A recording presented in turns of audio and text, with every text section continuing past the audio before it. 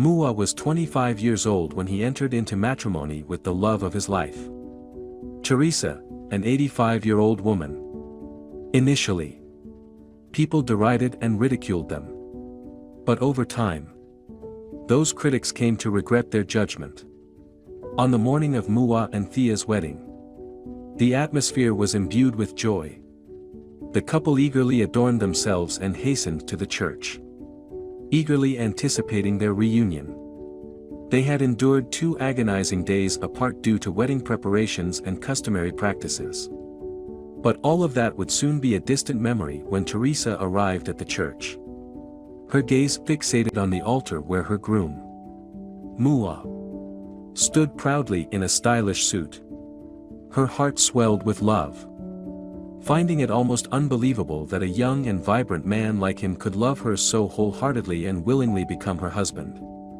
Mua, on the verge of tears, marveled at the fact that this compassionate woman, who had witnessed and experienced so much in life, chose him, a relatively inexperienced boy about the age of her 5th grandson. Gratitude and a surge of love overcame him as he watched her gracefully walk down the aisle in a beautiful white dress. Teresa was escorted down the aisle by her son, who wore a disapproving expression with a deep frown, almost as if he was compelled to do so. In a way, he was. Teresa's 8 children had vehemently opposed her union with Mua, but she insisted that it was her decision to make, not theirs. Throughout the entire wedding preparations, they scrutinized their mother vigilantly, fervently hoping she would wake up one day and cancel the entire affair, expecting her to change her mind. That it seemed like sheer madness.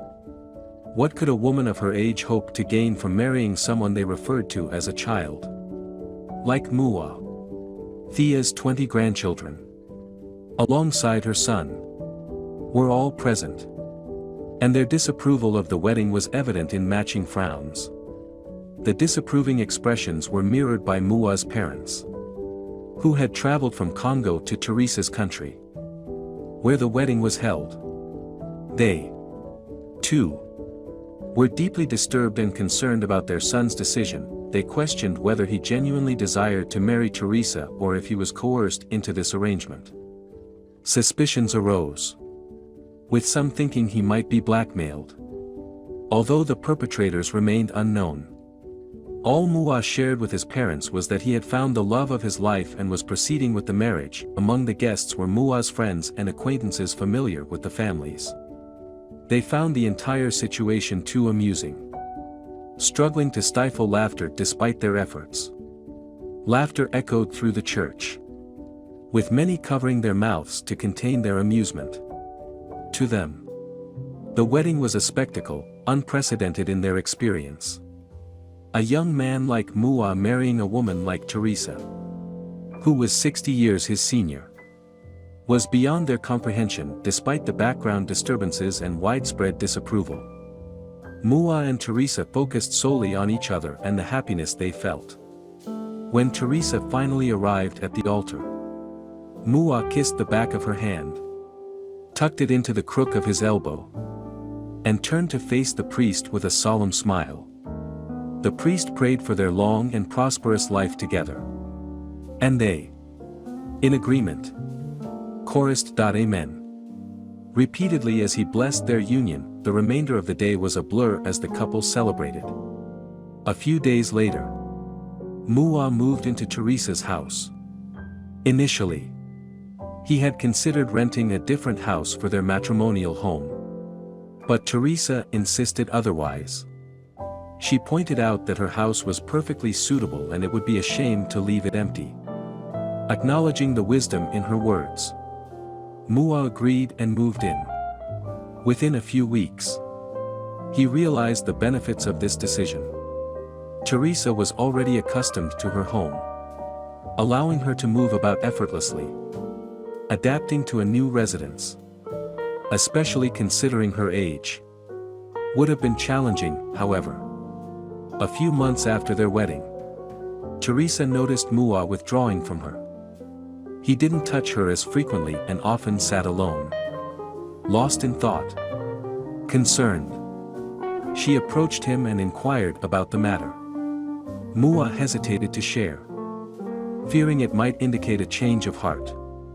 Teresa questioned if he had reconsidered their marriage, expressing her hurt. Quick to reassure her, Mua explained that it wasn't about changing his mind when Teresa pressed for the cause, suggesting he might be interested in someone else due to observations of his interactions with young women. Mua reluctantly opened up. His withdrawal stemmed from the public's judgment and hurtful comments they faced. Teresa, however, found humor in this revelation, and her anxiety dissolved instantly. Having lived a long life, she was accustomed to people talking. And to her, this was nothing. Teresa advised Mua to disregard the negative comments, assuring him that the gossipers would eventually move on to someone else. She emphasized that if he allowed their words to disturb his peace, he would be the one suffering the most. Her comforting words lifted Mua's spirits, and soon they were engrossed in their usual banter. Teresa prepared a delightful meal for them, and they relished it together. Later, they engaged in a card game. Despite Mua's attempts to outwit her, Teresa's skill prevailed, repeatedly defeating him. Seeing his playful disappointment, she graciously allowed him a victory, restoring his joy. A few weeks later, Mua reunited with some university friends.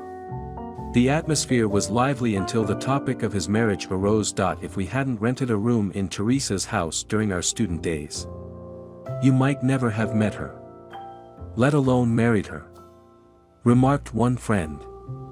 Looking at Mua with sympathy, Mua countered, expressing how meeting and marrying Teresa had been a blessing.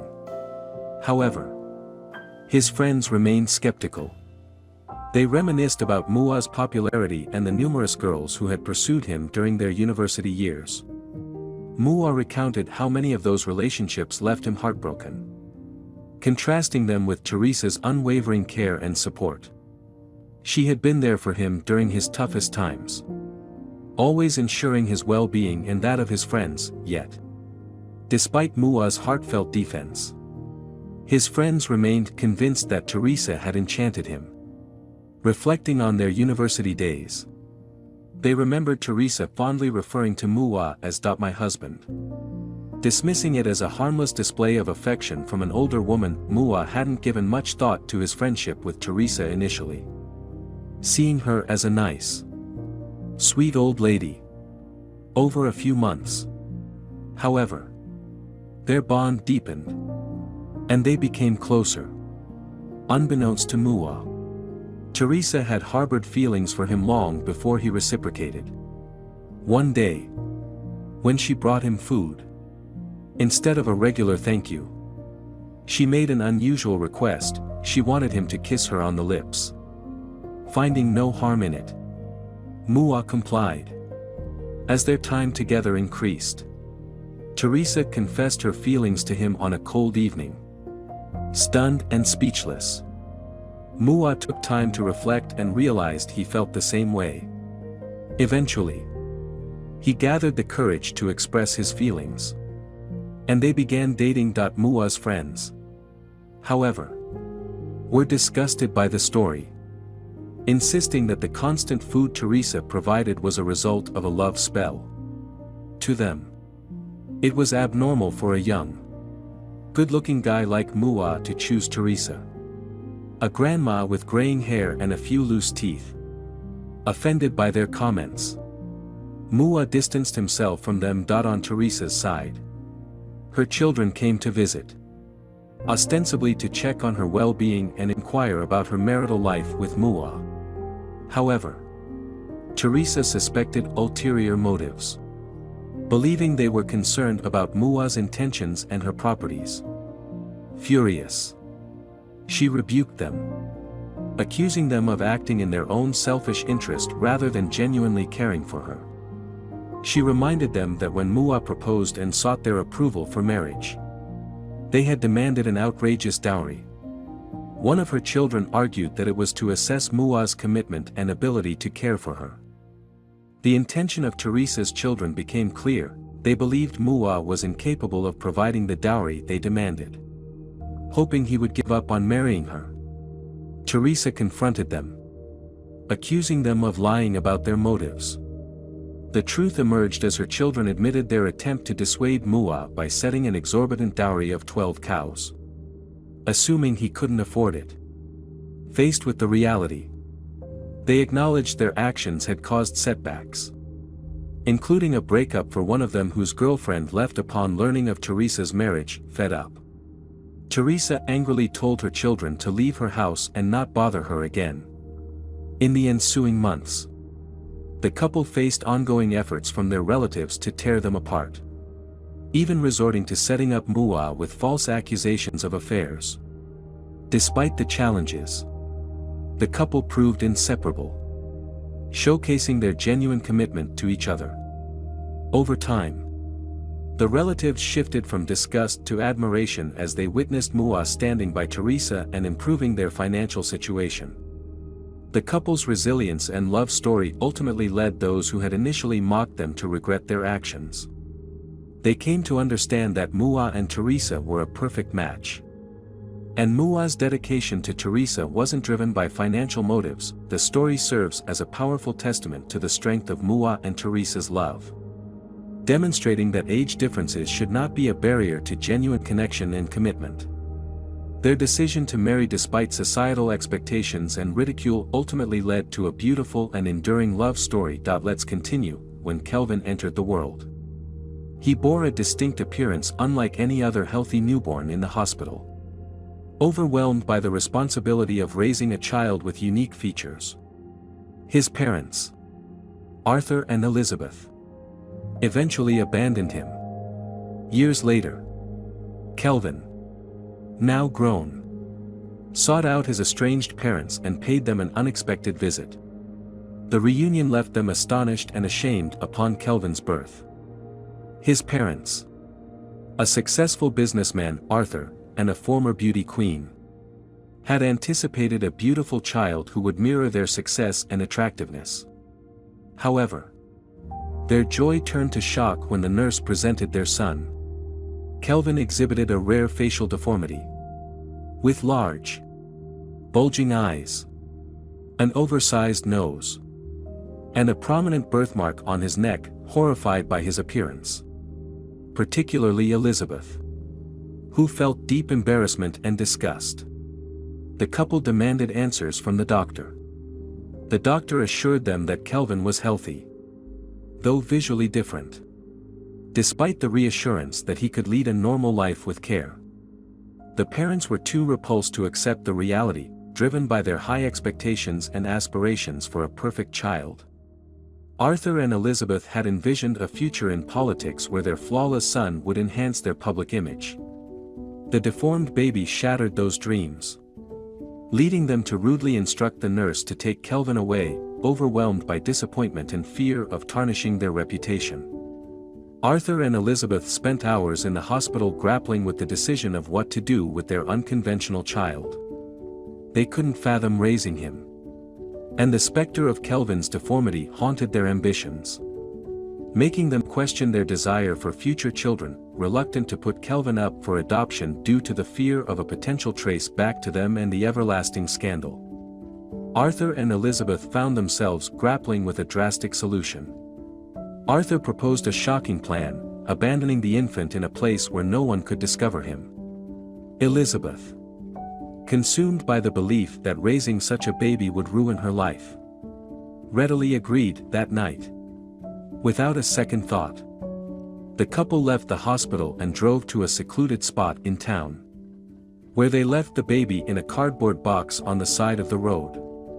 They didn't look back as they drove away, leaving the helpless child alone in the darkness, cold, hungry, and unaware of the heart-wrenching abandonment by his own parents.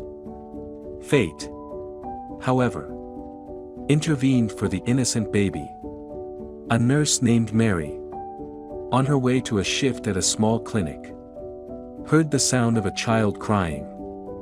Following the sound, she discovered the cardboard box and, recognizing the signs of abandonment, felt her heart shatter for the helpless child.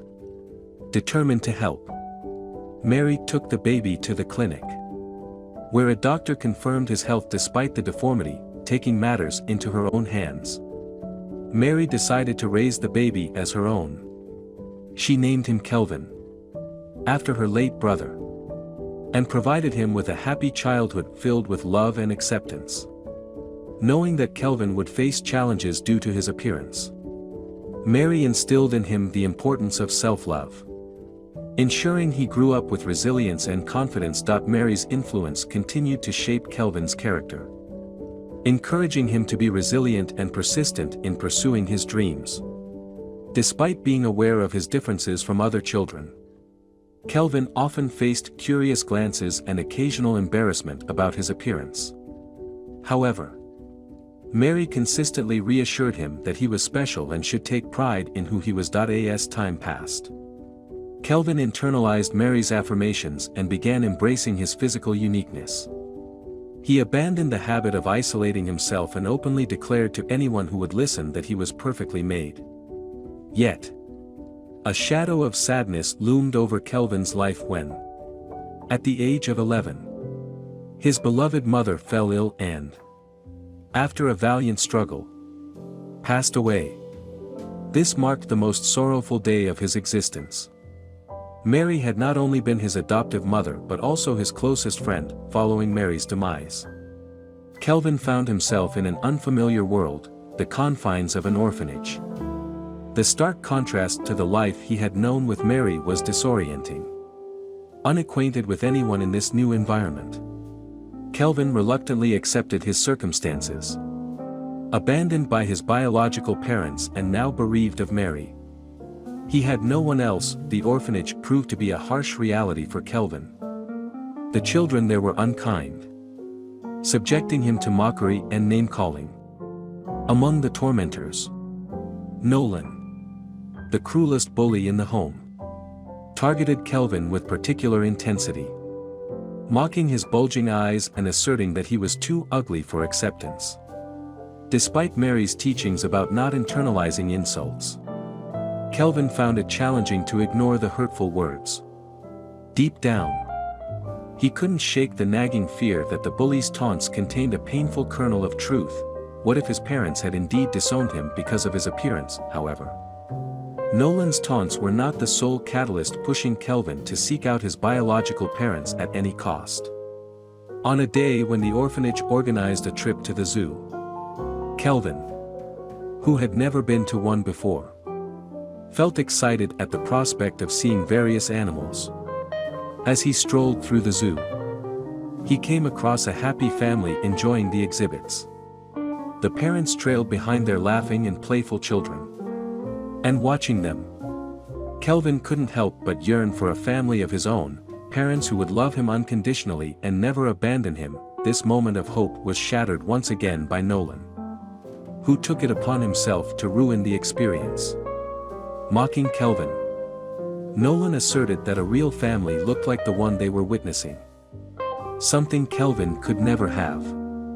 Crushed by the comment, Kelvin retorted, expressing his determination to have a family someday and be free from taunts.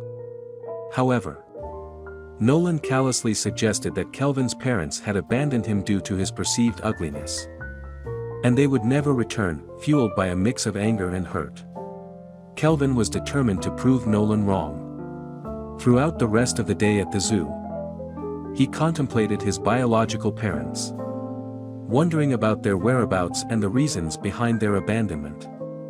That day marked a vow for Kelvin to uncover the truth about his parents' disappearance. 2 years later, at the age of 13, Kelvin's fortunes took a positive turn. He was adopted by Seth and Joni, a missionary couple devoted to helping others. Although already parents to 2 sons, Seth and Joni felt a void in their family that Kelvin seemed destined to fill. Drawn to Kelvin's positive attitude and resilience during a visit to the orphanage, they recognized him as the perfect addition to their family. they overlooked his appearance and viewed him solely as a special child. Recognizing their desire to be his parents, the couple adopted him. And initially, Kevin displayed shyness and withdrawal due to the challenges he had faced. Unsure about trusting others, Seth and Joni exhibited patience and understanding, offering unconditional love. They helped him feel secure and cherished. Over time, Kevin developed a deep affection for his new family, enjoying moments with Seth, Joni, and his two older adoptive brothers. Michael and David, his adoptive family, taught him essential life skills, from playing baseball to riding a bike and cultivating good character. Despite feeling loved and accepted, Kevin still harbored a longing to connect with his original family, yearning to discover the reasons behind his abandonment. However, he recognized the difficulty in pursuing this quest while adhering to his family's nomadic lifestyle. At the age of 18, Kevin made a challenging decision to attend college and study business, deviating from the missionary path his adoptive father, Seth, had hoped for. Although disappointed, Seth and his adoptive brothers supported Kelvin's choice, understanding his need for a different path. On his 18th birthday, Seth surprised Kelvin with a college application, expressing their love and confidence in his abilities. On the day of his departure, Kelvin's adoptive parents and brothers bid him farewell with hugs. Determined to make them proud, Kelvin excelled beyond his own expectations in college, proving that he could achieve anything he set his mind to. In spite of his physical appearance, Kelvin demonstrated that intelligence and determination were the crucial elements for success. As he delved into his studies, he unearthed a passion for business and entrepreneurship, propelling him towards a promising career as a consultant. However, Kelvin's aspirations didn't end there. He harbored dreams of creating something of his own. Years of hard work and resilience bore fruit when he founded his own real estate company. With a clear vision and a profound understanding of the market, Kelvin's business thrived, wisely investing and acquiring properties. He earned a reputation for his keen insight in the industry. Amidst his flourishing career, Kelvin discovered something even more precious: love. Meeting a remarkable woman named Sarah, she saw beyond his physical appearance and into his kind heart and strong spirit. Despite societal judgments, they fell deeply in love, sharing dreams and ambitions that led them to join forces in building a real estate empire. Now owners of numerous properties and houses, Kelvin and Sarah had a grand plan to transform an area filled with old, crumbling homes into a paradise for the city's residents. Despite his busy schedule running the real estate business, Kelvin never forgot his past.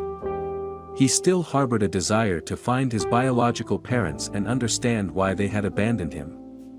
Over the years, he had attempted to locate them without success, only managing to extract their names from his birth certificate, which he finally obtained from the hospital of his birth point one day. While reviewing the records of occupants in one of the dilapidated houses slated for transformation, Kelvin stumbled upon something shocking. The names and ages of the occupants matched those of his biological parents. Unable to believe his eyes, Kelvin was overwhelmed with a mix of emotions.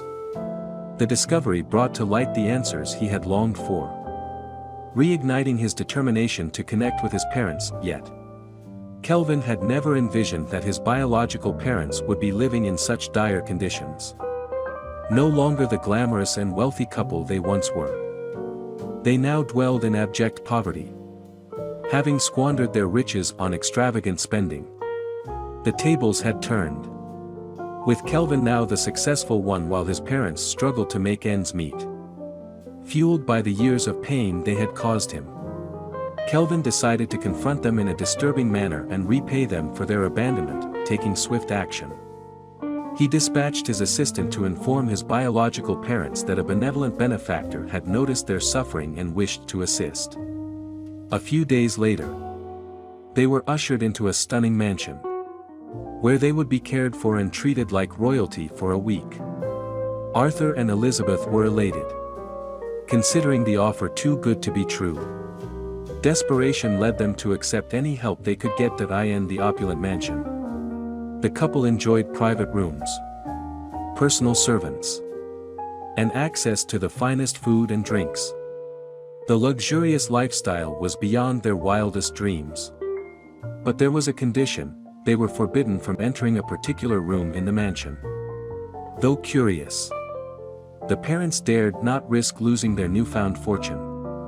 Agreeing to the stipulation and refraining from entering the forbidden room, after a week of living in luxury, the personal assistant informed them that the mansion's owner wished to meet them. Nervous yet excited, Arthur and Elizabeth anticipated a potential offer for a permanent stay or a substantial sum of money. Dressed in their finest attire, they were led into a large ballroom where a lavish party was in full swing. Greeted by a handsome young man in a tailored suit, Arthur and Elizabeth's excitement turned to unease when they laid eyes on Kelvin. A cold shiver ran down their spines as his bulging eyes and the large birthmark on his neck reminded them of the son they had abandoned several years ago. The idea that he might be the one standing right before them sent shivers down their spines.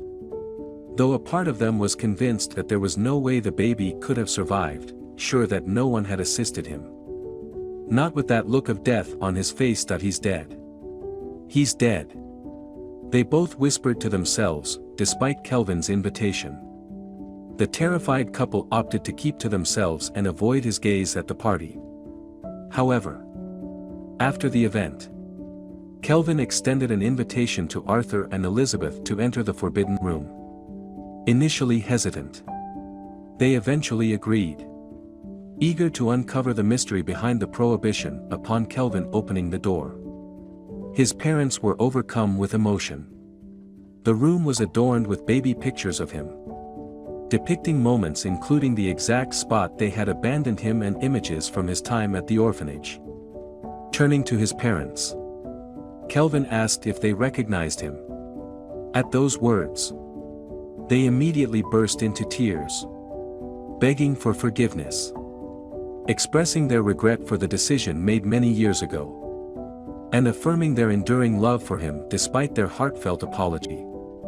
Kelvin remained unmoved, declaring them nothing but strangers. He made it clear that he wanted nothing to do with them. Despite the luxurious treatment they had received over the past week, a glimpse of the life he would have provided had they fully accepted him. However, they forfeited that privilege when they abandoned him, believing he would amount to nothing before leaving. Kelvin handed them a large suitcase filled with money, instructing them to take it and leave the mansion before nightfall, an opportunity for a fresh start. Yet, he emphasized that it would be the last time they'd set eyes on him. Ashamed, Arthur and Elizabeth exited the mansion, unable to make excuses for their past actions. That in his car, Kelvin observed his parents leaving, feeling a sense of satisfaction at finally gaining the closure he deserved. While he acknowledged he could never forgive them, he was ready to move on with his life, leaving behind the pain and anger of his past. Thank you for watching and see you in the next video.